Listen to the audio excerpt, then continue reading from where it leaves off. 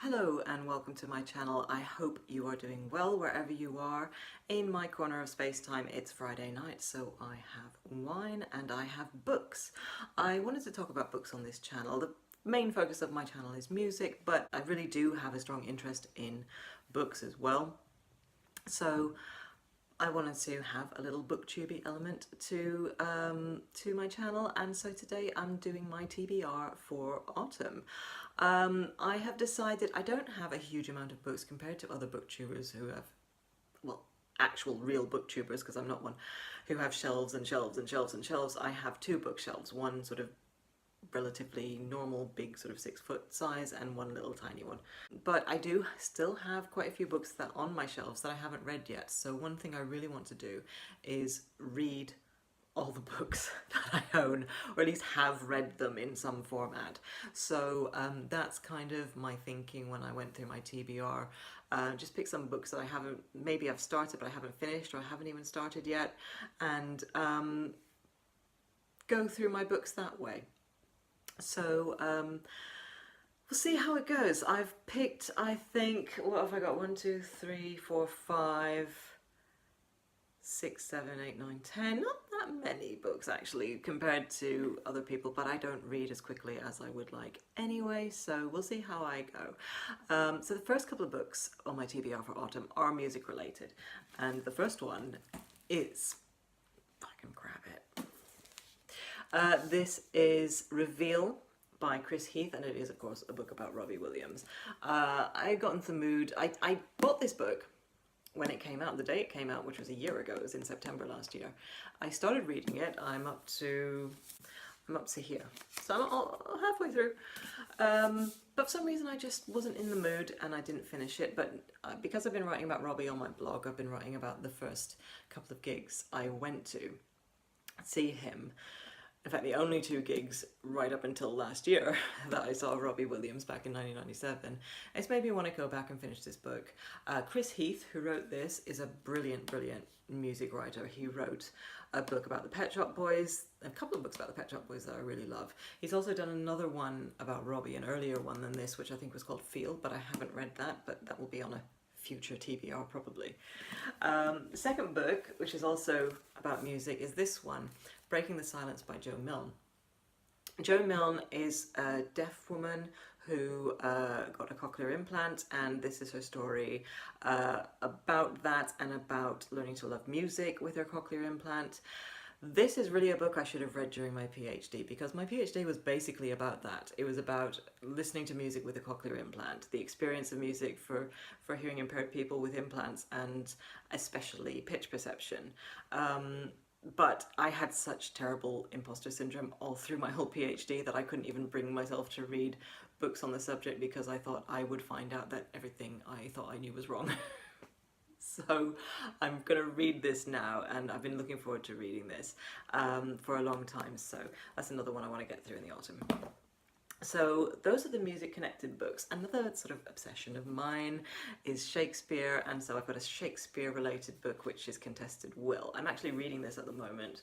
I'm not very far in. I'm finding it quite hard going.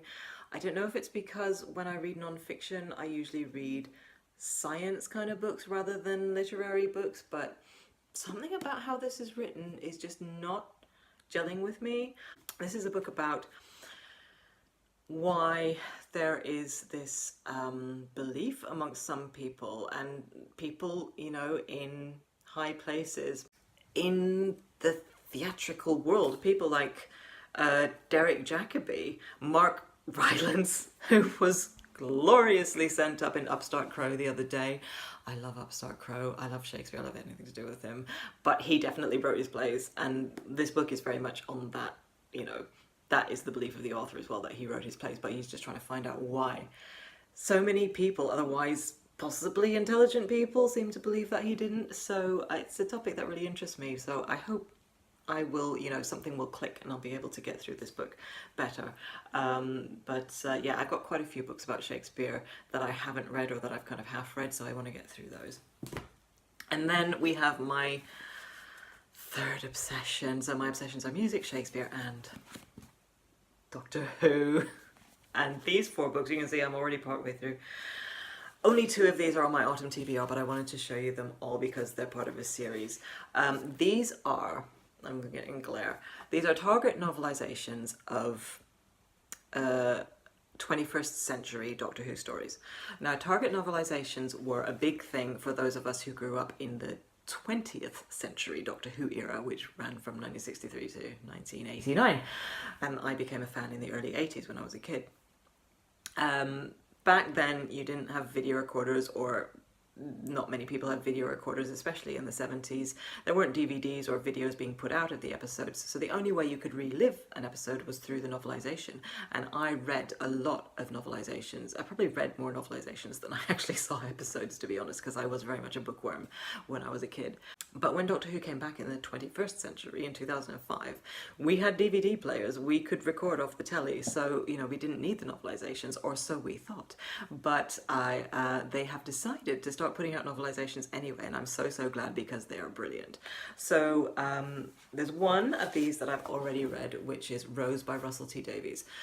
Rose was the first episode of 21st Century Doctor Who in March 2005, and Russell T Davies wrote it. Russell T Davies did the novelization, and it's brilliant. He expanded on the episode and improved some bits here and there, but it all remains very much recognizable from the episode. This is just a fantastic sci-fi read if you like sci-fi stories. You know, anyone could enjoy this, even if you haven't watched Doctor Who. But anyway, that's not on my TBR because I've already read it. Also not on my TBR for another reason is the second one, The Christmas Invasion. I started reading next because chronologically this was next. This was the Christmas episode in 2005. But the TV episode was written by Russell T Davies, but the novelisation is by Jenny T. Colgan, who is a great writer, but obviously she didn't feel as free as Russell T Davies did when he was novelising his own episode. So she's added some great backstory and great sort of cut scenes, but when it comes to the actual scenes that were on TV, it is 100% exactly line for line what was said in the TV episode, and I just found that a little bit boring. So I put this one away for a bit, but what I am going to do with this one, I'm not going to put it on my autumn TBR. I'm going to have a Christmas TBR, because I do have another couple of Christmas books and Christmas audiobooks that I'd like to read or reread. So I'm going to put this on a Christmas TBR and read this in December. The third one and fourth ones, which are on my TBR, are The Day of the Doctor by Stephen Moffat and Twice Upon a Time by Paul Cornell. I am in the middle of reading The Day of the Doctor. These were both episodes that were written by Stephen Moffat, and you can really see the difference in size. There's Stephen Moffat novelising his own episode. He's made it so much bigger than Paul Cornell trying to write a novel out of someone else's episode. But they're both really great episodes. Day of the Doctor is one of my all-time favourite Doctor Who episodes, and I'm really enjoying the novel. It's really, he's really approached doing the novel in a very different way. It has elements of, like, it reminds me of Hitchhiker's Guide to the Galaxy in a way, which I also love. So I'm really loving this. This was the 50th anniversary episode, I should say, in November 2013. And this was the Christmas episode last year. It's actually the very last episode that was on currently, but obviously Doctor Who comes back in a very exciting way with Jodi in a few weeks' time, and I can't wait for that. So hopefully I'll get these both read before Doctor Who returns in October. I should make that a kind of plan, although I'm a slow reader, so I don't know if I'll do that.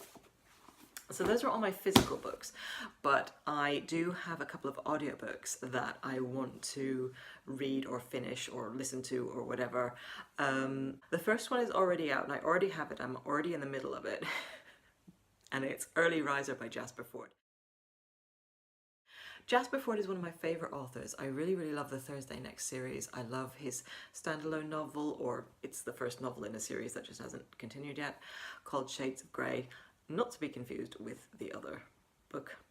But this novel, Early Riser, for some reason I'm not clicking with it. I don't know why. I mean, the storytelling's fine, the characters are great, the narrator is great of the audiobook, but I just don't follow what's happening. It's set in some kind of post-apocalyptic Britain where winters are epic and just completely unlivable, and people hibernate throughout the winters. And there's also something to do with sleep and dreams, and people can sort of die and become zombies in their sleep, but I don't quite know how it all works. I don't know why.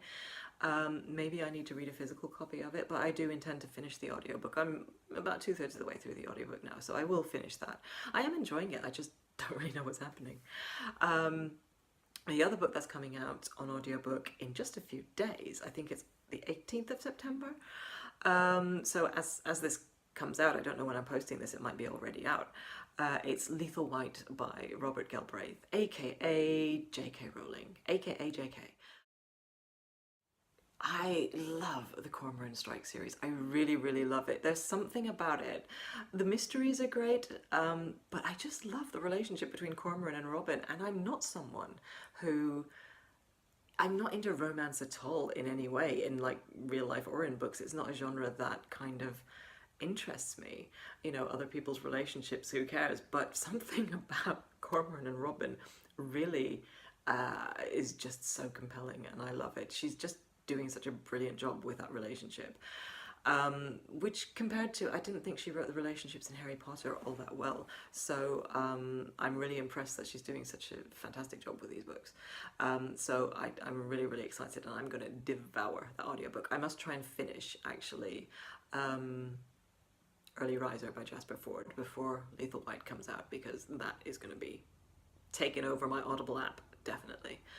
But I also have 3 ebooks. I do have a huge collection of ebooks, and I would like to read or have read them all. It's just so easy to download a 99p ebook from Amazon that looks interesting, and I've got lots. So I've put 3 down. I had a look and I put 3 down that I wanted to read, and one is The Nothing Girl by Jodi Taylor.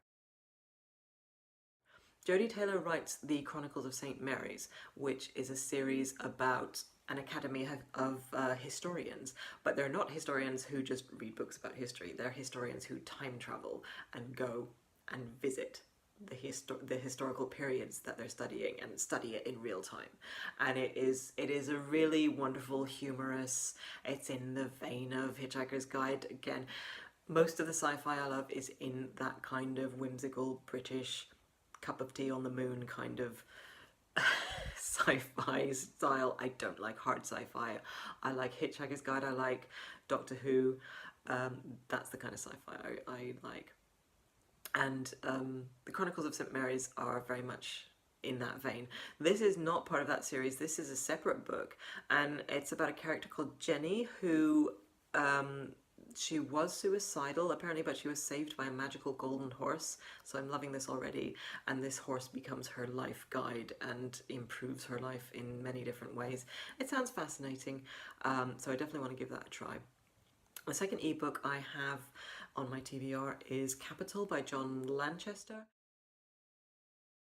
and that is a book I wasn't sure when I was looking at it to put on my TBR if it was non-fiction or fiction, because it reads, I read the introduction and it reads like a non-fiction book about a London street, but apparently it is fiction just masquerading as non-fiction, and it's about the lives of different people in this London street and how the kind of gentrification has affected them, which is happening in streets all over London, as we all know. So that looks really, really interesting.